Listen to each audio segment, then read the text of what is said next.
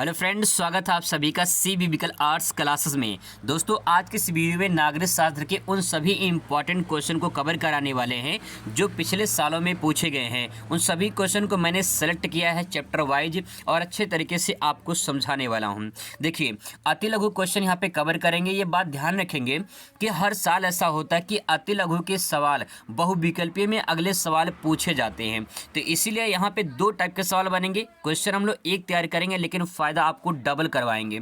अति लघु क्वेश्चन आपका बहुविकल्पीय में भी पूछा जा सकता है, तो अच्छे तरीके से समझेंगे। एक पढ़ेंगे दो फायदा होगा, यही होता है स्मार्ट तरीके का पढ़ने का फायदा। चलिए शुरुआत करते हैं, चैप्टर वाइज शुरुआत करेंगे और अच्छे तरीके से आपको समझना है। सबसे पहले देखिए, यहाँ पे पहला क्वेश्चन आपके सामने आया है, भारत में प्रथम आम चुनाव किस वर्ष हुए थे? ठीक है, तो ये क्वेश्चन अगर आपसे पूछा जाता है, यहाँ पे तो अति लघु में पूछा गया है लेकिन बहुविकल्पीय में भी पूछा जा सकता है। तो यहाँ पे भारत में प्रथम आम चुनाव 1952 में हुआ था। थोड़ा सा मैं आपको ट्रिक से माध्यम से याद करने की कोशिश करूँ तो आप इतना समझ लीजिए कि मैं यहाँ पे एक सेंटेंस लिख रहा हूँ, पान दो। आप किसी दुकान पे गए हो और दुकानदार से कहे हो भाई पान दो, ठीक है। दुकान से कह रहे हो, दुकानदार से कह रहे हो कि भाई पान दो। तो यहाँ पे थोड़ा सा आप सेंटेंस को पढ़िए, पान दो पान दो। तो यहाँ क्या 5-2 निकल कर आएगा, पान दो, है ना। तो देखिए कब हुआ था, 1952, 5-2 1952 में। 19 कॉमन है, आप समझ लीजिए 1952 में। तो प्रथम आम चुनाव कब हुआ था? 1952 में हुआ था। 1952 में पान दो, ठीक है। आगे देखिए, डॉक्टर B.R. अम्बेडकर ने किस पार्टी की स्थापना की थी? तो यहाँ पे देखिए, इंडिपेंडेंट लेबर पार्टी, दूसरा है शेड्यूल कास्ट फेडरेशन।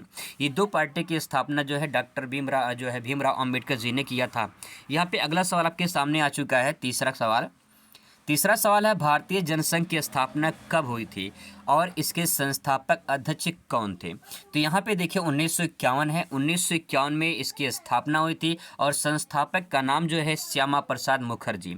अगर आप रानी मुखर्जी का नाम सुने होंगे, ठीक है, जो हीरोइन है रानी मुखर्जी, अगर आप उसका नाम सुने होंगे तो उसी के नाम से रिलेटेड करके आप याद कर सकते हैं, श्यामा प्रसाद मुखर्जी, ठीक है।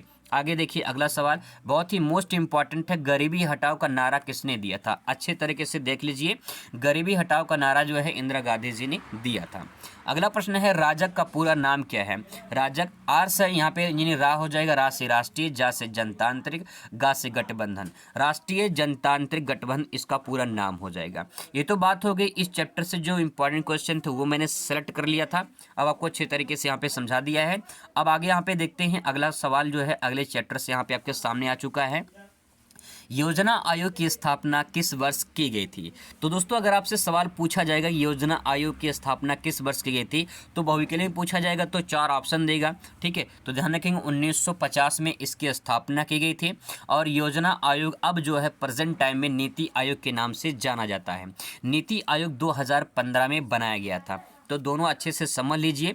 2015 में नीति आयोग आया और 1950 में योजना आयोग की स्थापना की गई थी।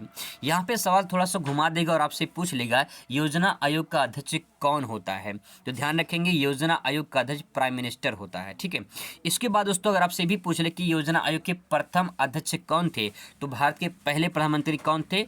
पंडित जवाहरलाल नेहरू। और इस टाइम पे वर्तमान समय में कौन है? श्री नरेंद्र मोदी जी हैं। तो आपको ध्यान में रखना है कि प्रेजेंट टाइम में अगर पूछ ले ये जो है नीति आयोग के अध्यक्ष कौन है, तो नरेंद्र मोदी जी हो जाएगा और पहले हो जाएगा पंडित जवाहरलाल नेहरू, ठीक है। आगे देखिए, प्रथम पंचवर्षीय योजना का कार्यकाल क्या था? तो पहले जो पंचवर्षीय शुरुआत की गई थी, 5 वर्ष की योजना पंचवर्षीय योजना कहलाती है। तो इसकी शुरुआत हुई थी 1951 से 1956 तक चली थी, ठीक है, पहली पंचवर्षीय योजना।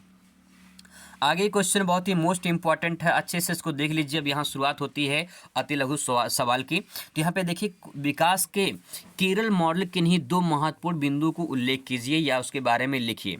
तो केरल मॉडल क्या है इसके बारे में समझना है, ठीक है। देखिए केरल क्या है, अगर मैं बात करूँ थोड़ा सा, यहाँ पे कुछ इस प्रकार से मानचित्र में आप दे सकते हैं। तो यहाँ पे आपको जो है, यहाँ पे इस प्रकार से आपको यहाँ पे केरल दिखाई देगा, ठीक है। यहाँ पे जो है आपको केरल दिखाई देगा, तो ये हो जाएगा केरल, यहाँ पे हो जाएगा केरल। अब देखिए, आप सभी को अच्छे से पता है कि साक्षरता दर में सबसे अधिक कहाँ पे है? भारत में, केरल में है, ठीक है। और अगर आपने मानव विकास सूचकांक का नाम सुना होगा, तो मानव विकास सूचकांक जो है वो सबसे ज़्यादा केरल में ही है। कहने का तात्पर्य ये है कि केरल में जो है कुछ ना कुछ खास है, इसीलिए यहाँ पे केरल मॉडल का नाम आया है। तो पहला पॉइंट आप इसमें ले सकते हैं, राज्य के लोगों के स्वास्थ्य सुधार हेतु प्रयास किए गए और शिक्षा के प्रसार में जागरूकता की गई। तो ये दो इंपॉर्टेंट पॉइंट आप ले सकते हैं। दूसरा पॉइंट ये ले सकते हैं कि शिक्षा के प्रसार में, क्योंकि साक्षरता दर सबसे अधिक कहाँ पे है, केरल में है। तो शिक्षा का प्रसार में जागरूकता किया गया और सबसे ज़्यादा जो है केरल में साक्षरता पाई गई है। आगे देखिए क्वेश्चन नंबर अगला, ऑपरेशन फ्लड किससे संबंधित है? तो सभी जानते होंगे ऑपरेशन फ्लड के बारे में, दुग्ध उत्पादन से संबंधित है। बहुत ही मोस्ट इंपॉर्टेंट प्रश्न है ये ऑपरेशन फ्लड वाला। अगला है कि सतत विकास से आप क्या समझते हैं? सतत विकास से आप क्या समझते हैं? सतत का मतलब क्या होता है? सतत का मतलब कंटिन्यूटी होता है, विकास यानी डेवलपमेंट। अब यहाँ पे थोड़ा सा मैं अगर आपको और समझाऊं डिटेल में तो आप इतना समझ लीजिए, सतत विकास से आशय उस विकास की प्रक्रिया से होता है जिससे कोई भी देश अपने संसाधनों द्वारा लंबे समय तक बनाए रख सकता है। फॉर एग्जाम्पल मैं आपको ऐसे समझाऊँ, जैसे मान लीजिए भारत में है, ठीक है, भारत में है, भारत में कोई संसाधन है, कोई संसाधन में मान लीजिए कोयला ले लेते हैं, ठीक है, कोयला ले लेते हैं। इस संसाधन को, जो कोयला हमारे पास है, इस कोयले संसाधन को हम देखिए हमारी जो वर्तमान की पीढ़ी है यानी हम सब उसका उपयोग करें, इस कोयले को वर्तमान की पीढ़ी उपयोग करे और हमारी जो आने वाली पीढ़ी है जब इसका भी उपयोग करे तो इसी को सतत विकास कहा जाता है। ठीक है, आई होप आपको समझ में आया होगा। बस आप इतना समझ लीजिए कि सतत विकास का मतलब ये वो विकास होता है जो आने वाले भविष्य के लिए, जो आने वाले भविष्य के लोग हैं उनके लिए संसाधन बचा होना चाहिए। हम तो उपयोग कर ही रहे हैं संसाधन को, आने वाला भविष्य भी जब उसका उपयोग करे तो इसी को सतत विकास के नाम से जाना जाता है। ठीक है, आगे देखिए अगला प्रश्न यहाँ पे लिखा है, मिश्रित अर्थव्यवस्था क्या है? मिश्रित का मतलब क्या होता है? खिचड़ी। आप ऐसा समझ लीजिए, खिचड़ी, खिचड़ी का मतलब बहुत सारे मिक्स चीज़ें होती है उसमें, है ना। तो यहाँ मिश्रित मतलब मिक्स यानी खिचड़ी टाइप का। अर्थव्यवस्था, किसी देश की अर्थव्यवस्था के बारे में बात हो रही है, तो जिस देश की अर्थव्यवस्था में पूंजीवादी और समाजवादी मॉडल पर कार्य होता है उसे मिश्रित अर्थव्यवस्था कहा जाता है। देखिए, अगर मैं कहूं कि आपसे कि चावल और दाल अलग अलग बनाए गए हैं, चावल और दाल अलग अलग बनाए गए हैं, तो आप यही देखो कि चावल और दाल अलग अलग बने हुए हैं। ठीक है, तो यहाँ पे अगर इन दोनों को मिला दिया जाए तो ये मिक्स हो जाएगा। ठीक है, उसी प्रकार से दोस्तों यहाँ पे चावल को आप मान लीजिए पूंजीवादी, दाल को मान लीजिए समाजवादी। ध्यान से बात को समझेंगे, चावल को मान लीजिए आप पूंजीवादी, दाल को मान लीजिए समाजवादी। जब इन दोनों को मिला देंगे तो क्या बन जाएगा? खिचड़ी। और चावल दाल के मिला के खिचड़ी बन जाएगा। तो उसी प्रकार से यहाँ पे जब ये दोनों मिल जाएंगे तो यहाँ पे बन जाएगा मिक्स इकोनॉमिक्स। मतलब ये है कि यहाँ पे मिश्रित अर्थव्यवस्था बन जाएगा। तो बस इतना समझिए, पूंजीवादी में किसी एक व्यक्ति का मालिक होता है, समाजवादी में सरकार मालिक होती है। जब दोनों मिलकर काम करते हैं तो इसी को मिश्रित अर्थव्यवस्था के नाम से जाना जाता है। और भारत में मिश्रित अर्थव्यवस्था आप सभी अच्छे से जानते हैं। आगे देखते हैं, आई होप आपको समझ में आ रहा होगा। भारत में नियोजन के किन्हीं दो उद्देश्यों को लिखिए। नियोजन का मतलब क्या होता है, पहले ये तो समझ लीजिए। नियोजन का मतलब ये होता है किसी काम को योजनाबद्ध तरीके से करना, योजन। ठीक है, यहाँ पे सेंटेंस जो है ये नियोजन है, यहाँ पे जो लिखा गया है ये नियोजन है। ठीक है, उसको सुधार लेंगे, यहाँ पे नियोजन लिखा गया है। तो नियोजन में दो उद्देश्य को बताना है। नियोजन में क्या होता है, किसी भी कार्य को योजनाबद्ध तरीके से करना नियोजन कहलाता है। ये तो पहला पॉइंट हो गया। दूसरा, भविष्य के संबंध में पूर्वानुमान लगाना। जैसे मान लो हमें कोई प्लानिंग करनी है, कोई प्लान बनाना है। जैसे आपको प्लान बनाना है कि हमको 2024 के बोर्ड परीक्षा में अच्छे नंबर से जो है पास होना है, फर्स्ट डिवीज़न पास होना है या टॉपर बनना है। तो आप क्या बनाओगे? एक प्लान बनाओगे। ठीक है, एक प्लान बनाओगे। प्लान बनाओगे, जो प्लान आप बनाए हो, जिस प्लान के अनुसार आप काम कर रहे हो वही आपकी नियोजन है या फिर वही आपकी योजना है। ठीक है, अब उसका उद्देश्य क्या है? उद्देश्य ये है कि हमें बोर्ड में अच्छे नंबर से पास होना है या बोर्ड में टॉपर होना है। तो यही उद्देश्य हो गया। तो ऐसे ही इस नियोजन का जो है उद्देश्य क्या है? तो इस योजन का उद्देश्य है कि किसी कार्य को योजनाबद्ध तरीके से करना और भविष्य के संबंध में पूर्वानुमान लगाना, ये नियोजन का काम होता है। ये उसका उद्देश्य हो गया। ठीक है, आगे देखते हैं। आगे सवाल दोस्तों आपके सामने यहाँ पे कि बॉम्बे प्लान क्या है। देखिए, अभी यहाँ पे हम लोग केरल के मॉडल के बारे में समझे थे। अब यहाँ बॉम्बे प्लान आया है तो इसका मतलब बॉम्बे में कुछ खास हुआ था। आगे देखते हैं क्या हुआ था। 1944 की बात है। आपको जानकारी के मुताबिक बता दें कि 1939 से लेकर 1945 के बीच में द्वितीय विश्व युद्ध चला था। ठीक है, यानी 1944 घटना जो है उन्हीं द्वितीय विश्व युद्ध के दौरान की घटना है। इसमें क्या कहा गया है कि 1944 में भारत में उद्योगपतियों का एक समूह देश में नियोजित अर्थव्यवस्था चलाने का संयुक्त प्रस्ताव तैयार किया, जिसे बॉम्बे प्लान के नाम से जाना जाता है। देखिए, कहा गया कि 1944 में जो भारत के उद्योगपति थे, उन्होंने कहा कि एक समूह बनाते हैं और उस समूह जो है उस समूह में इकट्ठा होते हैं और उसके बाद जो है जो नियोजित अर्थव्यवस्था है, नियोजित अर्थव्यवस्था का मतलब होगा कि योजनाबद्ध तरीके से हमें देश को चलाना है, देश की अर्थव्यवस्था को चलाना है। उसके लिए जो है एक संयुक्त प्रयास किया जाएगा, सारे उद्योगपति मिलकर जो है इकट्ठा होंगे और एक प्लान बनाएं। उस प्लान को बॉम्बे प्लान के नाम से जाना जाता है, क्योंकि ये प्लान कहाँ बनाया गया था? बॉम्बे में बनाया गया था, तो इसलिए बॉम्बे प्लान के नाम से जाना जाता है। ठीक है, आगे देखते हैं। मिश्रित अर्थव्यवस्था की 2 विशेषताएं बताइए। क्वेश्चन इंपॉर्टेंट है, सारी क्वेश्चन इंपॉर्टेंट है, अच्छे से समझ लीजिए। यहाँ पे मिश्रित अर्थव्यवस्था की 2 विशेषताएं पूछा है। तो देखिए, पहला विशेषता क्या हो जाएगी? उत्पादन के साधनों में सरकार और निजी उद्यमियों का आधिपत्य होता है। सही बात है। अगर देखिए कोई वस्तु उत्पादन होता है, जैसे मान लीजिए आपने एनटीपीसी का नाम सुना होगा, ठीक है, एनटीपीसी का नाम सुना होगा, ये सरकारी कंपनी है। तो ये एनटीपीसी में क्या होता है? बिजली उत्पादन होता है। अब ये बिजली उत्पादन जो होता है, इस पे अस्तित्व किसका है? इसका आधिपत्य किसका है? आधिपत्य है सरकार का। ठीक है, किसका है? सरकार का। अब देखो यहाँ पे अगर आपने टाटा का नाम सुना होगा, टाटा का नाम सुना होगा, ठीक है, तो टाटा में किसी भी गाड़ी का अगर उत्पादन होता है टाटा में, तो उसका जो है आधिपत्य किसका होगा? किसी निजी व्यक्ति का होगा, टाटा का होगा, है ना। तो यहाँ पे वही कहा गया है कि सरकार और निजी जो उद्यमी होते हैं उनका आधिपत्य होता है जब कोई वस्तु उत्पादन होता है। अगर कोई वस्तु सरकारी उत्पादन करता है तो सरकार मालिक है, अगर कोई निजी करता है तो निजी मालिक है। यही इसकी खास विशेषता है। ठीक है, अगले देखिए, उत्पादन जनता के कल्याण और लाभ जो है दोनों के लिए उद्देश्य के लिए किया जाता है। तो जो भी उत्पादन किया जाता है, खासकर इसमें जो सरकारी जो उत्पादन होते हैं वो खासकर जनता के लाभ के लिए होते हैं, लेकिन निजी जो क्षेत्र होता है उसमें थोड़ा सा कम होता है, लेकिन दोनों में कहीं न कहीं लाभ जो है जनता के उद्देश्य के लिए ही बनाया जाता है।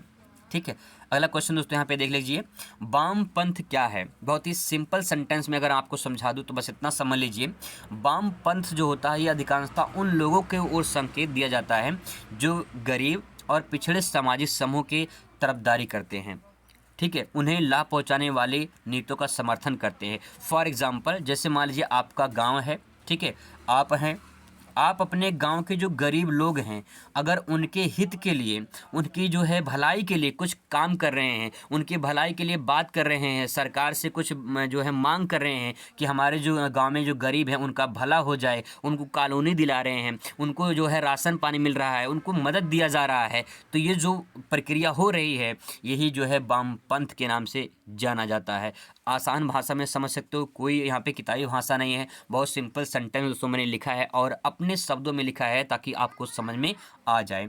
अगला क्वेश्चन है, मिल्कमैन ऑफ इंडिया के नाम से किसे जाना जाता है? इसी क्वेश्चन को अथवा करके पूछा है कि श्वेत क्रांति के जनक किसे कहा जाता है? तो श्वेत या मिल्कमैन दोनों का अर्थ एक ही होता है। यहाँ पे श्वेत यानी सफ़ेद, मिल्क मतलब दूध होता है, तो दूध सफ़ेद होता है, तो इसका जो जनक है वो वर्गीस कुरियन को माना जाता है। वर्गीस कुरियन, ध्यान रखेंगे, बहुत मोस्ट इंपॉर्टेंट प्रश्न है।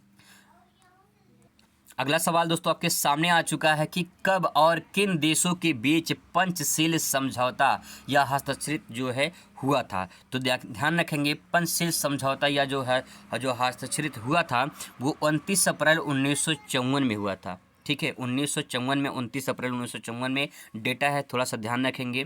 इसके बाद दोस्तों आपसे मैं यहाँ पे जो सवाल पूछा गया थोड़ा सा और डिटेल में बताऊँ तो यहाँ पे मैंने बता दी कब हुआ था, तो 29 अप्रैल 1954 में किन देशों के बीच हुआ था? तो ध्यान रखेंगे ये हुआ था जो है पाकिस्तान और जो है सॉरी फॉर दैट, चीन के जो प्रमुख थे उनके और भारत के पंडित जवाहरलाल नेहरू।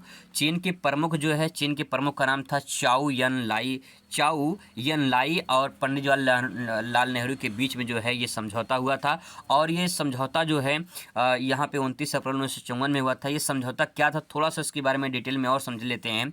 पंचशील 5 सिद्धांतों की एक नीति है। इस पर भारत की विदेशी नीति आधारित है, जिसका उद्देश्य विभिन्न देशों के मध्य शांति और सहयोग को स्थापित करना है। ध्यान रखेंगे कि पंचशील जो है योजना ये जवाहरलाल नेहरू के द्वारा प्रारंभ की गई थी। तो यहाँ पे कई सारे सवाल बनेंगे, लेकिन ध्यान रखना जितना आपसे पूछा गया उतना ही लिखना है। कब हुआ था मैंने ये बता दिया, किन के बीच हुआ था तो मैंने ये बता दिया। ये सिर्फ आपको बस इतना पूछ ले कि पंचशील समझौता क्या है तो आप इसके बारे में आराम से लिख सकते हैं। और यहाँ से अगर आपसे पूछ ले कि पंचशील जो है समझौता या पंचशील योजना जो है किसने शुरुआत की थी तो जवाहरलाल नेहरू जी ने शुरुआत की थी। ये इसका पूरा आंसर हो जाएगा। क्वेश्चन कई सारे बन सकते हैं। अगला प्रश्न दोस्तों यहाँ पे आ चुका है आपके सामने कि शिमला समझौता कब और किसके मध्य हुआ था। बहुत ही सिंपल सेंटेंस में मैंने लिखा है, आराम से समझ लीजिए कि शिमला समझौता 7-2, ठीक है, 7-2-1972 में हुआ था, ठीक है, 1972 में हुआ था। अब देखिए कौन साथ देने के लिए आया था, साथ देने के लिए बात हो रही है यहाँ पे। ध्यान रखेंगे ये जो शिमला समझौता हुआ था ये 1972 में हुआ था, 1972 में। और ध्यान रखेंगे कि 1971 में बांग्लादेश एक नया देश बना था, ठीक है, 1971 में। उसी के एक साल बाद जो है शिमला समझौता हुआ था। शिमला समझौता किन के मध्य हुआ था तो भारत के प्रधानमंत्री और पाकिस्तान के प्रधानमंत्री थे, ठीक है।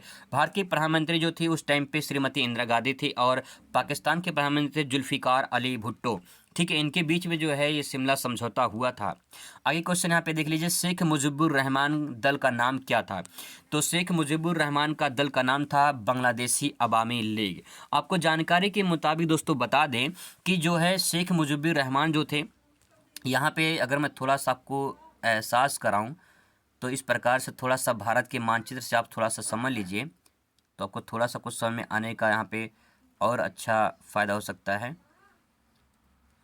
मोबाइल में इतना तो अच्छे से नहीं बन सकता है लेकिन जो है बस समझना है, इसीलिए थोड़ा सा समझ लीजिए।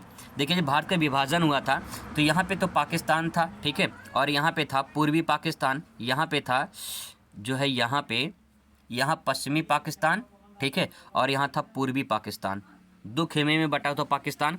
पश्चिमी पाकिस्तान के लोग, पूर्वी पाकिस्तान के लोग जो थे ये दोनों अलग अलग बटे हुए थे और भारत अकेला था यहाँ पे।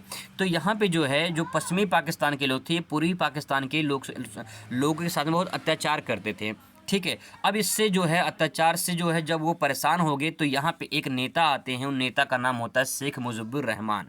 जब यहाँ के लोगों ने जो आवाज़ उठाते हैं तो यहाँ के लोग जो है इनको बड़ा मारते पीटते हैं, बहुत ज़्यादा जो है दंड देते हैं। तो यहाँ के लोग जो थे पूर्वी पाकिस्तान के, यहाँ लोग भारत में आते हैं और यहाँ पे मदद मांगते हैं और इसके बाद जो है भारत मदद करता है। और फिर इसके बाद युद्ध शुरुआत होती है 1971 में एक युद्ध शुरुआत होती है और यही में 1971 में जो है एक नया मुल्क बनता है बांग्लादेश के नाम से। जो पूर्वी पाकिस्तान था इसी को बांग्लादेश के नाम से जो है बना दिया जाता है। तो यहाँ पे जो बांग्लादेश है उसका अस्तित्व जो कब आता है 1971 में, तो वो जो है उस किसके आंदोलन के द्वारा आता है तो शेख मुजीबुर रहमान के द्वारा आता है। इनका दल का नाम था बांग्लादेशी अवामी लीग। अगला सवाल है कि नेहरू की विदेशी नीति के किन्हीं दो उद्देश्यों का उल्लेख कीजिए। तो नेहरू की विदेशी जो नीति थी उसके दो उद्देश्य देख लीजिए यहाँ पे, क्षेत्रीय अखंडता को बनाए रखना और तीव्र गति से आर्थिक विकास करना। विदेशी नीति क्या थी, जो भारत में अलग अलग क्षेत्र हैं, अलग अलग क्षेत्र का मतलब ये है कि भारत में 28 राज्य हैं और 28 राज्य में अलग अलग भाषाएं बोली जाती हैं, अलग अलग जो है धर्म के लोग रहते हैं, तो उनकी अखंडता को बनाए रखना और तीव्र गति से विकास करना ये सबसे बड़ी प्राथमिकता थी। विदेशी नीति का ये सबसे बड़ा उद्देश्य था, ठीक है। आगे देखिए, कठिन संघर्ष से प्राप्त संप्रभुता को बचाए रखना। कठिन संघर्ष, भारत को जो आज़ादी मिली वो बहुत संघर्षों के बाद मिली थी, तो उस संघर्ष को जो आज़ादी मिली थी उसके संप्रभुता को बनाए रखना ये सबसे बड़ा उद्देश्य था। तो यहाँ पे ये 2 पॉइंट आप नेहरू जी की बात को लिख सकते हैं, आराम से समझ सकते हैं। क्वेश्चन नंबर दोस्तों अगला यहाँ पे आपके सामने आ चुका है, भारत में परमाणु नीति की किन्हीं 2 विशेषताओं को लिखिए। तो भारत में जो परमाणु नीति थी उसका क्या है, देखिए इसमें पहला पॉइंट, परमाणु तकनीकी को शांतिपूर्वक जो है प्रयोग करना, क्योंकि किसी को क्षति ना हो, किसी को नुकसान ना हो, किसी कोई समस्या ना हो, तो उसके लिए जो है परमाणु तकनीकी का जो है शांतिपूर्ण प्रयोग करना पहला पॉइंट हो जाएगा। दूसरा, विश्व को परमाणु हथियारों के खतरे से मुक्त करना है, ठीक है। अगर कोई भी देश है परमाणु खतरे से जो है मतलब परमाणु के खतरों से डर रहा है तो उसको जो है पूरी तरह से मुक्त करना है, आज़ाद करना है, ताकि किसी को जो है परमाणु से डर ना हो, ठीक है। अब अगला सवाल आपके सामने यहाँ पे देखिए, भारत के लिए गुटनिरपेक्षता की नीति क्यों आवश्यक है। ये क्वेश्चन सारे जितने यहाँ पे मैं आपको दिखा रहा हूँ, 2 सिद्धांत है या फिर जो है 2 कारण या फिर 2 विशेषताएं, ये बहुत इंपॉर्टेंट है, हर साल पूछा जाता है यहाँ से। कह रहा है कि भारत के लिए गुटनिरपेक्षता की नीति क्यों आवश्यक है, 2 कारण बताइए। पहला कारण है कि सभी देशों से मैत्री संबंध रखने की दृष्टि से, पहला पॉइंट हो जाएगा। गुटनिरपेक्षता का मतलब क्या होता है, जैसे धर्मनिरपेक्ष है, गुटनिरपेक्षता बात एक ही होती है। तो यहाँ पे धर्मनिरपेक्ष मतलब भारत में अलग अलग धर्म के लोग रहते हैं, तो सबको जो है मैत्री संबंध यानी मित्र का व्यवहार करना है। हिंदू मुस्लिम सिख ईसाई सब आपस में भाई भाई, तो यहाँ पे जो है मैत्री संबंध व्यवहार रखना है, ये पहला पॉइंट हो जाएगा। दूसरा हो जाएगा कि अपनी स्वतंत्रता नीतियों को बनाए रखना, जो हमारी देश की आज़ादी है उसको बनाए रखना है और सभी धर्म मिलकर एक साथ रहें, तो हो सकता है गुटनिरपेक्षता बनी रहे। ठीक है, आगे देखिए अगला सवाल है, पंचशील के दो सिद्धांत बताइए। पंचशील के दो सिद्धांत क्या हैं? समानता और पारस्परिक लाभ। जो पंचशील है उसमें 5 सिद्धांतों की बात कही जाती है, जिसमें कहा जाता है कि सबसे पहला पॉइंट समानता होना चाहिए, पारस्परिक सबको लाभ मिलना चाहिए। दूसरा पॉइंट ले सकते हैं कि शांतिपूर्व जो है अस्तित्व होना चाहिए, शांतिपूर्वक जो हमें दूसरे का मदद करना चाहिए, दूसरे का जो है हेल्प करना चाहिए, तो ये पहला पॉइंट दूसरा पॉइंट हो जाएगा। तो आसानी से दोनों आप लिख सकते हैं इसमें। अगला सवाल दोस्तों आपके सामने है कि भारतीय विदेशी नीति के किन्हीं दो मूल सिद्धांतों का उल्लेख कीजिए। तो भारत के दो विदेशी नीति क्या हैं, इनको समझते हैं। विश्व में शांति बनाए रखना और बंधुत्व की भावना रखना। मतलब कि अगर हम जो है किसी से व्यवहार रख रहे हैं तो बंधुत्व यानी भाई भाई की भावना होना चाहिए। सभी देशों के मध्य मैत्रीपूर्ण संबंध बनाए रखना, तो सभी देशों के प्रति जो है मैत्रीपूर्ण संबंध बनाए रखना, ये जो है इसका दूसरा पॉइंट हो जाएगा। तो विदेशी नीति भारत की ये है, लेकिन भारत के साथ हमेशा जो है गद्दारी लोग करते हैं, जैसे चाइना है, पाकिस्तान है, ये सब गद्दारी ही करते हैं हमेशा। लेकिन यहाँ भारत यही चाहता है कि भैया हम लोग भाई भाई की तरह रहें, कोई लड़ाई झगड़ा ना हो, मैत्रीपूर्ण संबंध बनाए रखें। लेकिन लोग नहीं चाहते हैं, भारत तो चाहता है लेकिन लोग नहीं चाहते हैं। तो दोस्तों ये कुछ इंपॉर्टेंट सवाल थे, इनका अगर PDF चाहिए तो मैं टेलीग्राम पर भेज दूँगा, टेलीग्राम से आप इसे डाउनलोड कर सकते हैं। मिलते हैं नेक्स्ट वीडियो में। Thanks for watching.